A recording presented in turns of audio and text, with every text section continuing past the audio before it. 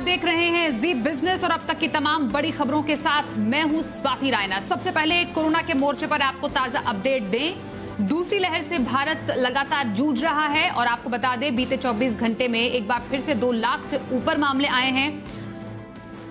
Exact आंकड़ों की बात करें तो 2,11,000 से ज्यादा नए केस कोरोना के सामने आए हैं। 3,847 लोगों की संक्रमण से जान भी गई है। राहत की बात हालांकि यह है कि 24 घंटे में करीब 3 लाख लोग वायरस से ठीक भी हुए हैं। फिलहाल देश में कोरोना के एक्टिव मरीजों की संख्या 24 लाख से ज्यादा है। वहीं देश में कोरोना से मृत्यु दर 1.15% है। रिकवरी रेट 89% से ज्यादा है।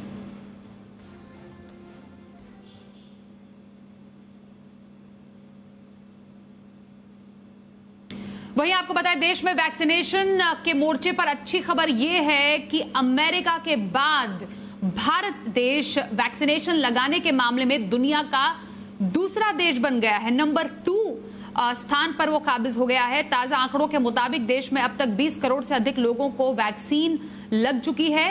भारत को यह आंकड़ा छूने में 130 दिन लग गए, जबकि अमेरिका को लग गए 120 दिन। ब्रिटेन की बात करें, ब्रिटेन में 168 दिनों में 5.1 करोड़ लोगों का टीकाकरण हुआ।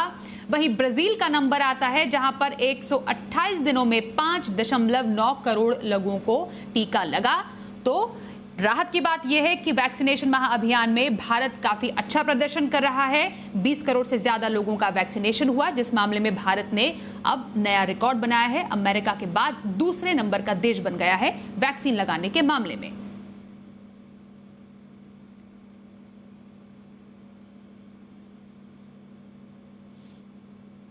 वैसे देश में वैक्सीनेशन का 20 करोड़ का आंकड़ा सुनने में तो काफी अच्छा लग रहा है, मगर हमारी आबादी और जो समस्या है उसकी विकरालता को देखते हुए ये काफी कम लगता है। कमी ही केंद्र और राज्यों के बीच विवाद की एक बड़ी वजह भी है। आपको बताएं कि केंद्र और राज्य सरकारों के बीच लगातार आरोप और प्रत्यारोप का दौर चला आ रहा है, मगर सच का पता किसी को नहीं है।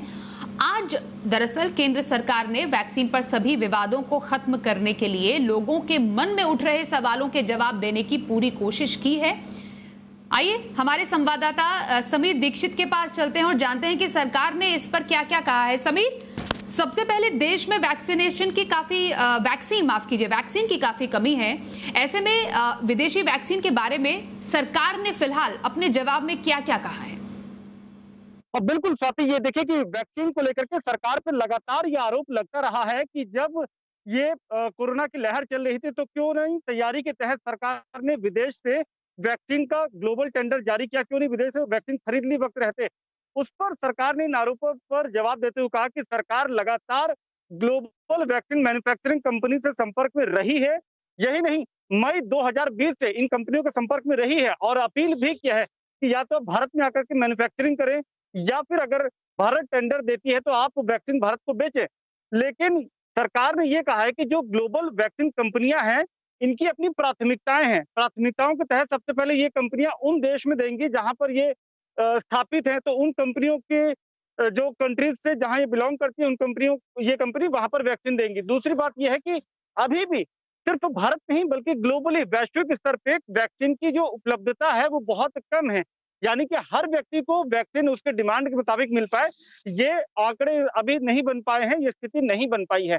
इन्हीं का हवाला देते हुए सरकार ने कहा कि सरकार अपने स्तर पर प्रयास कर रही है, इन कंपनियों से बातचीत कर रही है, लेकिन ये कह पाना कि सारी कंपनी भारत के लिए ही वैक्सीन दे दें और भारत सरकार की बात मान ले, ऐसी स्थिति नहीं है। हालांकि जो प्रयास कुछ हद तक सफल हो पाए हैं, उसका नतीजा ये है कि रूस की वैक्सीन स्पुतनिक भारत में अब जल्द ही बनने की शुरुआत हो जाएगी। तो रूस का उदाहरण देते हुए सरकार ने कहा है कि एक मोर्चे पर तो सरकार सफल हो पाई है, लेकिन हाँ प्रयास जारी है और जो डिमांड और सप्लाई का गैप है इसको जल्द पूरा कर लिया जाएगा अगले 2 से 3 महीने में। जी स्वाति। बिल्कुल समीर, ये तो अब सरकार ने अपनी तरह से पूरा अपना प्लान ऑफ एक्शन सामने रख दिया है, लेकिन आरोप ये भी है कि केंद्र ने दरअसल वैक्सीनेशन का जो पूरा जिम्मा है राज्यों पर डालकर अपना पल्ला झाड़ लिया है। इस पर क्या सफाई है?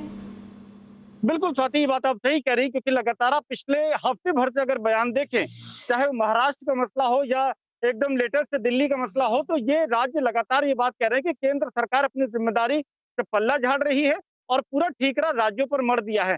हालांकि केंद्र ने सफाई ये दी है कि देखिए, जहां तक रही बात वैक्सीन मैन्युफैक्चरिंग की क्षमता बढ़ाने को लेकर के, तो उसके लिए केंद्र सरकार ने अपनी तरफ से फंडिंग करी है, पैसा मुहैया कराया है, नीतियों में इतना बदलाव किया है, इतना लचीला बनाया है नीतियों को कि कंपनियां आगे आए और सिर्फ खुद नहीं बल्कि कुछ और कंपनियों के साथ मिलकर के भी वो चाहे तो वैक्सीन बना सकती हैं।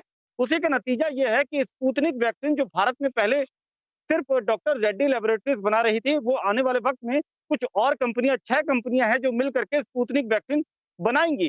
तो इसके लिए सरकार ने कहा कि वो माहौल और वो नीति सरकार ने तैयार करी है।